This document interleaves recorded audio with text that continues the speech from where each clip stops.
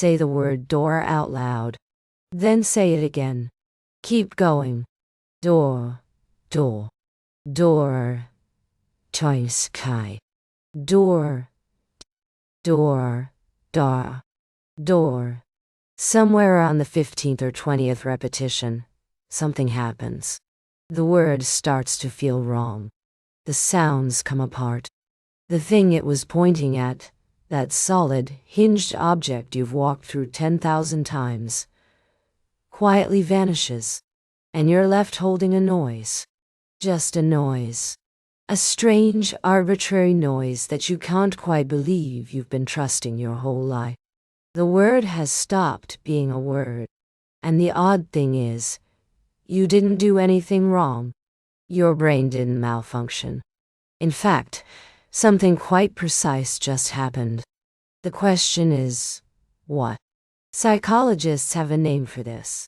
Semantic satiation. It was formally studied in the early 1960s by a Canadian psychologist named Leon James, who at the time was a graduate student at McGill University. James had participants repeat a word aloud rapidly for about 30 seconds, then asked them to make word associations. What he found was that after sustained repetition, the associations slowed significantly. The word was still being produced. The mouth was still moving. But the meaning, the network of connected ideas that a word normally activates instantly, had gone quiet. The brain, in effect, had stopped responding to it.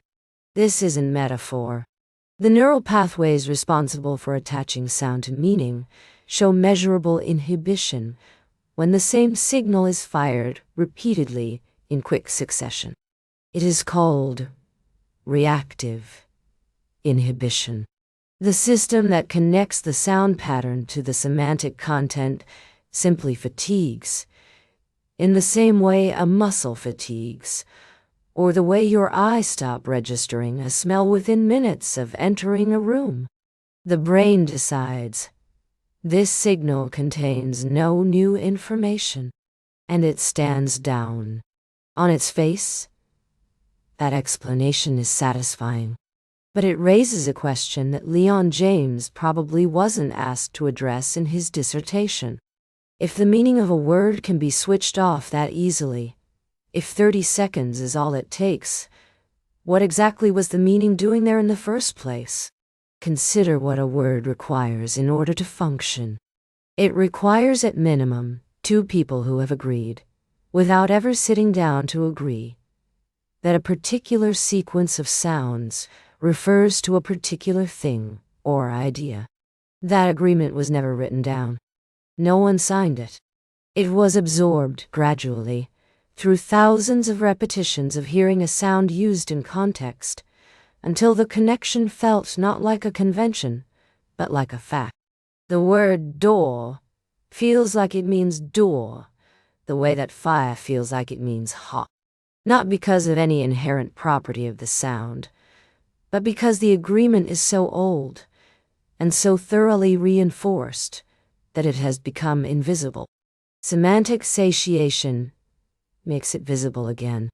When you strip a word of its context, remove it from sentences, from conversations, from the social fabric that gives it purpose, and repeat the raw sound in isolation, the agreement starts to show its seams. You are, in a very literal sense, watching language fail its own stress test. The philosopher Ludwig Wittgenstein spent a significant part of his career arguing something adjacent to this. That words do not have fixed meanings attached to them, like labels on jars. They have uses. Meaning lives in use. Remove the use.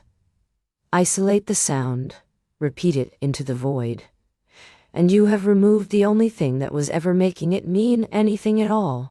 What you're left with is phonemes, vibrations, air doer. This experience appears to be universal.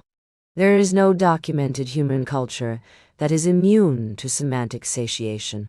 Every language tested, and researchers have tested across language families with radically different structures, produces the same effect. The timescale varies slightly. Some languages, particularly those that are tonal, may show subtly different inhibition patterns, because pitch carries meaning independently of the word sound itself. But the dissolution happens. It always happens.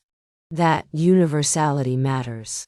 It suggests we are not dealing with a quirk of English, or a side effect of alphabetic literacy, or a cultural artifact. We are dealing with something structural. Something about the relationship between a mind and a symbol that holds regardless of which symbols the mind was raised on. There is something else worth sitting with. The effect is temporary.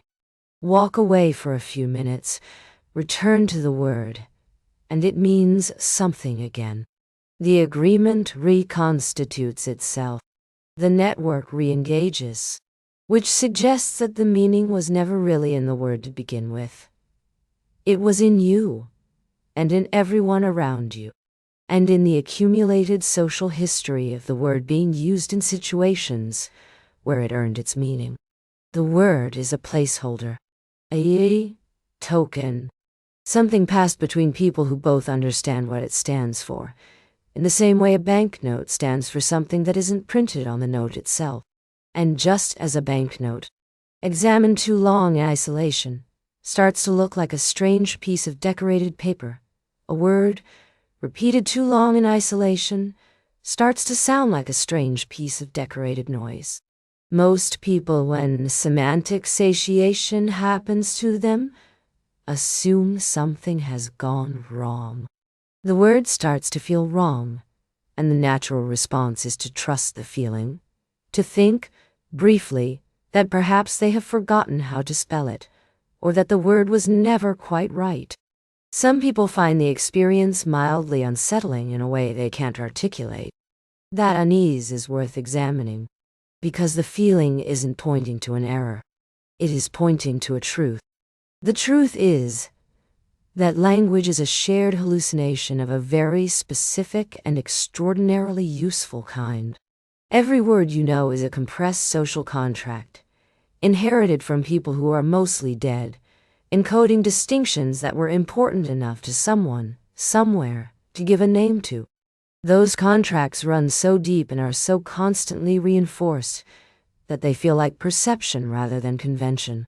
Semantic satiation temporarily suspends the reinforcement, and in that suspension you get a glimpse of the machinery behind the wall. The word chair stops meaning chair, and for a moment you are briefly in the position of someone who has never heard the word before, someone for whom the sound and the object have not yet been connected. That is, incidentally, the position every human being starts in. We arrive without language. We build it collaboratively over years, and we build it so well that we forget we built it at all. The word feels wrong after 30 repetitions, not because your brain is misbehaving. It feels wrong because, stripped of context, it is wrong. It is just a sound. The rightness you normally feel is the rightness of the agreement. And the agreement needs other people, and sentences, and situations to stay alive. Say the word door again now. It probably means something. The hallway has come back. The solid hinged object has reassembled itself around the sound. The way it always does. The way it has done every time you've needed it. The agreement is holding. But somewhere underneath the ordinary experience of understanding what a word means, the thing that happened a few minutes ago is still true. The meaning was always borrowed. It was always being lent to the sound by the 10,000 times you heard it used correctly, in context by people who needed you to understand them. That is not a weakness of language. If anything, it is the most remarkable thing about it, that it works at all, that a pattern of air pressure can reliably carry an idea from one mind to another, across rooms and years and centuries, is not something that should be taken for granted. Semantic satiation does not reveal that language is fragile. It reveals that language is a kind of trust. And like most trust, it holds as long as everyone keeps showing up. The moment you isolate the word, repeat it alone, outside of any relationship or context, the trust has no one to land on. The meaning drains out, and what remains is the oldest version of a sound. Before it meant anything, before anyone agreed. Just noise, briefly, in the dark.